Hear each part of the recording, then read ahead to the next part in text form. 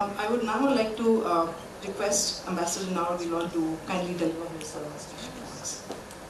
After such a strategic overview, coming back to something a little bit more down to earth about the bilateral relations between our countries, I would like to start by thanking again Usanas for inviting us, for being a great partner of Israel, and I will speak a little bit about the India-Israel relations, which both our countries are celebrating 75 years of independence. We will do that in a month or so. And our full diplomatic relations started 30 years ago, but I would claim that the fast growth of our bilateral relations is also attributed to the fact that our relations are civilizational. They started many years ago, probably when the first Jews came to India about 2,500 years ago, and lived here as equal citizens for all the time, while in other parts of the world, Europe, especially Europe, Jews were persecuted all along the centuries. The second point, before the establishment of the relations, which is emotional and there, is the fact that the Indian, as part of the Anglo-Indian army, Indian soldiers fought to liberate what 30 years later became Israel from the Ottoman Empire and in the First World War. And you can see graveyards around Israel of Indian soldiers who paid the ultimate price there, and we don't forget that, even though it was before our times.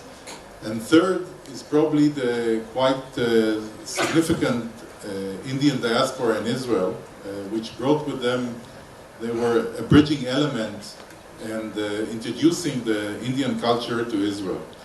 Our first Prime Minister, Ben-Gurion, had a great admiration to Gandhi. I'm not sure it was mutual, but if you go to his house in Sde Boker where he decided to retire, you can see the picture of Gandhi there, hanging on the wall until these days, because it's a museum and they left it as it is. When Israel was acknowledged as a country in 1948, the US and USSR were the two first countries to acknowledge Israel after we declared independence. And India joined them only in 1950, and Gandhi and Ben-Gurion is known as saying that after the two superpowers did it, he's only waiting for India. And this tells a lot about his attitude probably to the country. So over the years, I should say that in 1950 India acknowledged Israel, and in 1953 Israel opened a consulate in Bombay at the time. And since then the relations were moving very slowly. Along the years, the defense element was the main one. If I will say the years 1962, after the war with China, 1965, after Pakistan, 1971, Bangladesh, all these years Israel was there on the side of India helping with the arms. The full diplomatic relations were created, as I said before, 30 years ago in 1992. It was a wave of countries who renewed the relations with Israel. Two historical elements, I think, contributed. The main one was the collapse of the Soviet Union and moving into a different world, unipolar or something of the sort. And the other one is also the Madrid Peace Conference in 1991, the first time that Israel and its Arab neighbors sat down to one table. So a group of countries started renewing the relations with Israel, China including, then India, a few African countries, renewing or establishing the PENs. So as I said, over the years there were high-level visits. I will not go into it, but the main element of our relations was the defense side of it. But over the years, agriculture has joined. Mainly in the beginning by Israeli private companies, drip irrigation companies that are very known here. Some of them are already procured by Indian companies, became Indian. But we have today 30 centers of excellence in agriculture, which are G2G, so non-profit ones, and another 14 on the way. In I think it's spread today over 16 states in India, where 2 million farmers, more or less, came through and adopted technologies. What we do, because there is a gap of capacity between India and Israel, we do mainly capacity building. So we teach the teachers, and usually these farmers who come to the centers of excellence will not see an Israeli. Their guides, their teachers will be Indian teachers. Some of them we also take to Israel in order to improve the teaching to the teachers. I think that the big, in 1915 and 16 we had exchange of presidential visits between our countries, but the big change came probably in the visit of Modi to Israel in 2017, and then a few months later, in 2018, Prime Minister Netanyahu came here. Our relations were defined, as the Moroccan colleague said before, as strategic partnership, but we have to say that it's not only by name. We really, there was a boost in the relations. What I think enabled India to go that route was the dehyphenation policy, which says we are first of all here to serve the interest of our people, not the interest of anyone else. And secondly, we will do anything possible to reach these interests. So if I have an interest, for example, here with Israel, I will deal with Israel. I will not deal with the Palestinian problem, which was the issue always, that was the blocking element of the relations. It doesn't mean that India does not support the Palestinians, or it doesn't matter, but it will look parallelly at the two issues and deal with each one of them separately. I think it's my sixth posting around the world, and I must say that in no place have I seen before such wide popular supports towards Israel. And here, what happened is that the people, I think, were ripe to very close relations to Israel before the governments. And then when the government came and did it, it was really closing the full cycle of that. There is a lot, I know that the support to Israel is here, but also in Israel there is a lot of love to India. We grew up when we had one channel in Israel in the 70s. Every Friday afternoon, the high time before Saturday comes in, there was, in Friday afternoon, 4 o'clock, there was either an Arab film, which was usually Egyptian, but not only. The Egyptians had a very strong industry, and then an an Indian film.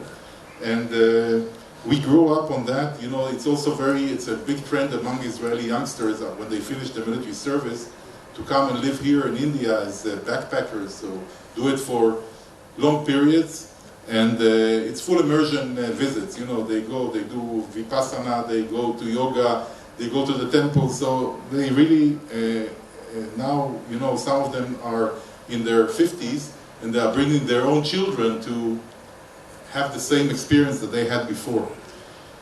You know, my biggest challenge, I arrived here a year and a half ago, is probably how to build the relations for the next 30 years. So when you come in a good position, it's very hard to build on the momentum, especially when it's a changing world. So this is the perspective of how we see India, I think, in the world. It's, for me, and again, India was a new, all my career was around the US and Europe. India was a new thing for me, and I don't have the political, the historical perspective on this, but it seems that very clear that India is on a very fast path of being a world superpower, from a regional to a world superpower. There is still a long way to go. There are still things that have to be worked, but I think that the DNA already, the political DNA is there, the wish is there, the economy is doing quite well. So all these elements, and take into account that I come from a country that is less than 10 million people, to deal with a country which is 1.4 billion. And so the capacity difference, the size, you know, when I have universities here wanting to cooperate with the 10 universities in Israel, that's the number. So it's very hard to do that. And, you know, how do you build value in such relations. So we build value in many ways. I'll say a few of them. For example, mentioned here before, the I2U2, the minilaterals in general. By the way, what UAE and these countries did in these agreements, in the Abraham Accords and in the I2U2 and the countries who joined after, was also dehyphenation in a way, because also for these countries, for many years, Morocco including, by the way, the Palestinian issue was the obstacle that prevented us from going forward. It's, again, also those countries, it's not that they said that they will not, the Palestinian issue is not important for them anymore, and that they're ignoring it. No, they're saying, I will do with Israel whatever I can do. The Palestinian issue will be there maybe as a shadow, but will not be as an obstacle, which is a big, I think it's a big difference, and hopefully it will continue like that. We have a lot of trust between India and Israel, and very few limitations on what we can do together. If I look forward to the future, since Israel is considered a startup nation, so we are, in many elements of technology, we are among the world leaders, if not the world leaders, per capita for sure, I would say. You know, we have, just as one number, we have 95 unicorns in Israel, and you know, it's a country that less than 10 million people, and a very small country which is also de facto an island economically. So to be a unicorn in Israel, it cannot be dependent on internal market. You have to have an international appeal, which is much more complex to build a company like that. If you look at the number of, clearly technology will be there, and we also identified fields like clean tech, medical devices, cyber, artificial intelligence, quantum, robotics, water. We are very active here in water. Israel is also a world leader in usage of water. We recycle, reuse 90% of our water. I think the next country is Spain probably, with under 30%. So we really, but because we don't have water and it's a necessity, drip irrigation came and the idea of saving. We made desalinization commercial. It's not. It's the technology was there, but to make it in commercial scales. And you know, in the past, when I was a younger diplomat, they said that the next war in the Middle East will be over water. I think that safely to say, between us and our neighbors, it will not be the issue. We are supplying Jordan today much more water than we committed to in the peace agreements.